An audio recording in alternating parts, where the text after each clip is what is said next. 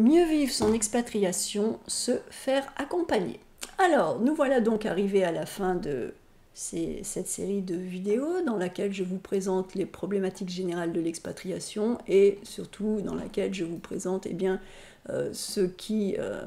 quelles sont vraiment les bases sur lesquelles on a un certain pouvoir quand on est expatrié. On n'est pas obligé de subir sa situation. Quand on est expatrié, si on est volontaire, eh bien, il y a beaucoup de chances pour que ça se passe mieux. Si on n'est pas très très chaud pour une expatriation, il y a pas mal de chances pour que ce soit un peu plus difficile. Mais dans tous les cas, une expatriation demande de tenir sur la durée, une expatriation demande de se comprendre, de mieux se connaître, d'être assez solide et de comprendre les problématiques d'interculturel et de comprendre toutes les problématiques qui font que on est en train de tourner dans notre tête, de tourner en boucle et de ne pas s'en sortir. Pour cela, ce qui peut être très utile, c'est de se faire accompagner. Parce que se faire accompagner, c'est se donner la possibilité d'avoir un espace d'expression. Et ça, c'est important. La possibilité d'avoir une zone qui nous est réservée. Et dans cette zone, eh bien, c'est l'endroit dans lequel on peut s'exprimer. Et on peut exprimer notre ressenti sans être jugé. Parce qu'encore une fois, quand on est en expatriation, aux yeux de notre entourage, eh bien, on peut avoir un peu la belle vie. Et les gens qui ne vivent pas tant qu'on n'a pas vécu en expatriation, tant qu'on n'a pas vécu dans une autre culture, dans un autre pays, loin de sa famille, on ne sait pas. On est juste en train de projeter ce qu'on vit pendant ses vacances. Et pendant ses vacances, c'est super, c'est génial. On découvre, on se fait plaisir, tout va bien. Donc, être expatrié et dire que l'on se sent mal, ça peut être parfois complètement incompris par l'entourage. Moi, j'ai été dans des situations d'expatriation dans lesquelles j'étais matériellement dans une situation très confortable. Je suivais mon conjoint en expatriation, mais j'ai assez mal vécu certaines de ces situations. Et quand j'essayais un petit peu d'en parler, les gens me regardaient d'un air de dire « Mais de quoi tu te plains? T'es à l'autre bout du monde, tout va bien, t'as même une femme de ménage et tu bosses pas, t'es en vacances toute l'année, c'est quoi ton problème ?»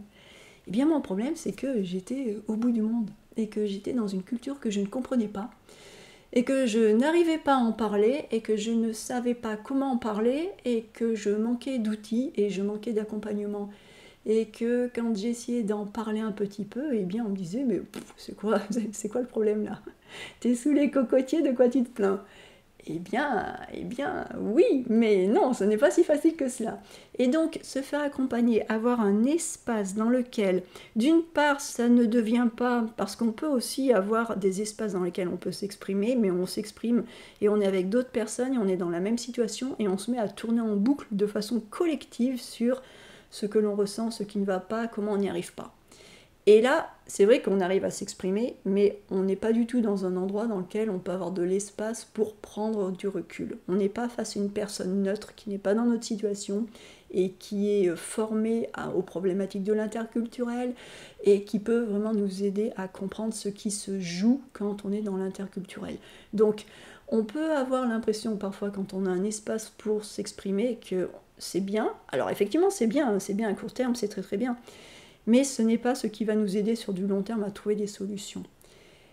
Ensuite, on peut avoir l'impression de ne pas avoir d'espace pour s'exprimer, et là, c'est encore plus vite vu, on ne peut même pas dire ce qu'on pense, parce que dans notre entourage, où les gens ne comprennent pas notre situation, et là, c'est difficile, parce qu'on peut être soit submergé par nos sentiments, soit rentrer dans notre coquille, mais ce n'est pas mieux.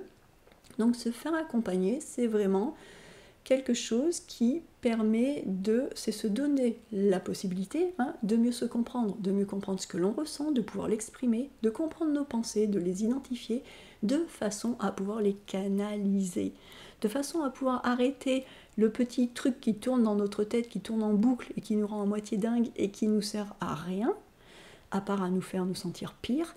Donc canaliser nos pensées, c'est vraiment ça. Et se faire accompagner, ça peut avoir un regard extérieur qui nous dit « Oups, là, on va peut-être essayer de moins tourner en boucle. » Et le fait d'avoir quelqu'un qui nous aide à prendre conscience qu'on est en train de tourner en boucle sur certaines pensées, ça peut déjà aider à les arrêter, à freiner, à prendre du recul.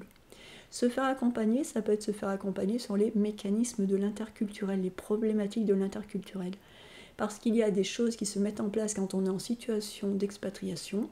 Ce sont des choses qu'on n'avait pas vu venir, ce sont des choses qu'on ne savait pas que l'on rencontrerait. Toutes ces choses interculturelles sont assez difficiles à détecter parce que, encore une fois, notre culture, on l'a apprise en étant immergé dedans, on ne l'a pas apprise de façon explicite.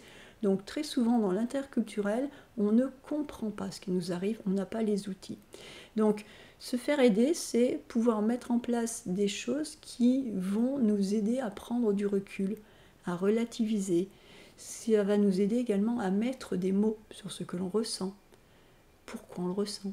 Ça va nous aider à devenir l'observateur de notre expérience. Et ça, c'est très important. Prendre de la distance, pouvoir sortir nos pensées qui nous tournent en boucle, les choses qui nous dérangent, pouvoir les sortir de notre esprit, pouvoir les exprimer et pouvoir réaliser qu'on est en train de calquer nos propres comportements sur les comportements que l'on voit, réaliser qu'on est en train de tout juger à travers le crible de notre propre culture, qui n'est plus un crible approprié en expatriation, et bien mettre les choses à distance, observer les choses, cela permet de comprendre, de travailler dessus, et bien souvent, ça aide à vraiment se sentir mieux, à mettre les choses en perspective, à relativiser, à calmer les choses, et à mieux vivre son expatriation, parce que ça permet aussi de reprendre la main sur ce que l'on ressent et sur son expérience.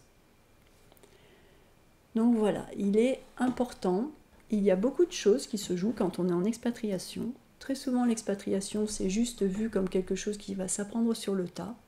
Très souvent quand on part en expatriation on règle les détails matériels, comment ça apprendre une langue, où est-ce que l'on va habiter et où est-ce que l'on va mettre les enfants à l'école.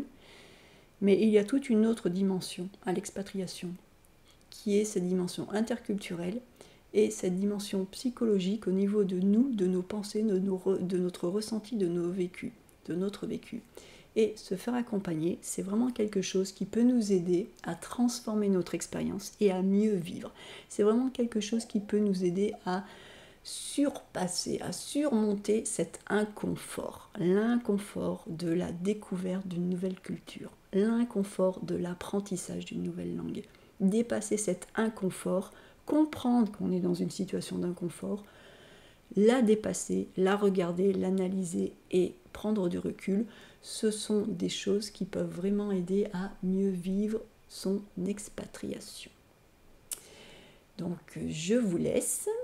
Si vous êtes un peu plus curieux de savoir comment je pourrais vous aider, comment on pourrait travailler ensemble, eh bien, je vous laisse me contacter sur mon site internet, sandrinescoffier.com. Vous pouvez m'envoyer un email, il y a des formulaires de contact. N'hésitez pas, contactez-moi et je me ferai un plaisir de vous répondre et de commencer à discuter avec vous. Sur ce, je vous laisse digérer toutes ces informations.